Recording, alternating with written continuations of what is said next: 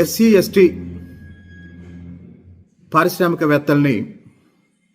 మన పోలీసులు అరెస్ట్ చేసి తాడేపల్లి పోలీస్ స్టేషన్కి తరలించారని వాళ్ళు నాకు సమాచారం ఇచ్చారు.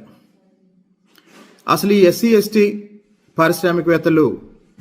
ఎందుకు ధర్నా చేస్తున్నారు అంటే, ప్రభుత్వ ఎంఎస్ఎంఈ ప్రోత్సాహాల్లో భాగంగా ఈ ఎంఎస్ఎంఈలకు ఇవ్వాల్సిన, ముఖ్యంగా ఎస్సీ ఎస్టీ ఎంఎస్ఎంఈలకు ఇవ్వాల్సిన 700 కోట్ల రూపాయల సబ్సిడీ బకాయిల కోసం అప్పులు చేసి ఆస్తులు తాకట్టు పెట్టి ఏదో చిన్న చిన్న వ్యాపారాలు చేస్తున్న కొన్ని వేల మంది ఎస్సీ ఎస్టీ ఔత్సాహిక పారిశ్రామికవేత్తలు వాళ్ళకు రావాల్సిన బకాయిల గురించి గత కొన్ని నెలలుగా ప్రభుత్వంలో ఎంతమందిని కలిసినా వాళ్ళ సమస్య పరిష్కారం కాక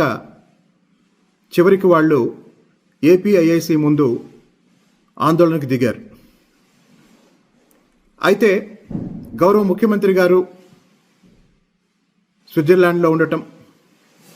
అలాగే మన పరిశ్రమల శాఖ మంత్రి భరత్ గారు కూడా ముఖ్యమంత్రి గారితో ఉండటం, అదే సమయంలో ఇక్కడ మంగళగిరిలో ఎస్సీ ఎస్టీ పారిశ్రామికవేత్తలు వాళ్ళ సమస్య తీవ్రత దృష్ట్యా వాళ్ళు ఆందోళన చేయటం, ఈ రెండు కొద్దిగా ఇబ్బందికరంగా ఉంది. ఎందుకు అంటే, ఎస్సీ ఎస్టీలకు రావాల్సిన సబ్సిడీ బకాయిలు వాళ్ళకి వెంటనే చెల్లించాలి అనే డిమాండ్ని నేను పూర్తిగా సమర్థిస్తున్నాను. అదే సమయంలో గౌరవ ముఖ్యమంత్రి గారు దేశంలో లేరు కాబట్టి మరో 2-3 రోజులు వేచి ఉండి గౌరవ ముఖ్యమంత్రి గారు రాగానే సమస్యని ముఖ్యమంత్రి గారి దృష్టికి తీసుకెళ్ళి పెండింగ్ ఉన్నటువంటి సబ్సిడీ బకాయిల్ని వెంటనే ఎస్సీ ఎస్టీ ఎంఎస్ఎంఈ యజమానులకు అందించే విధంగా తగిన కార్యాచరణ రూపొందించమని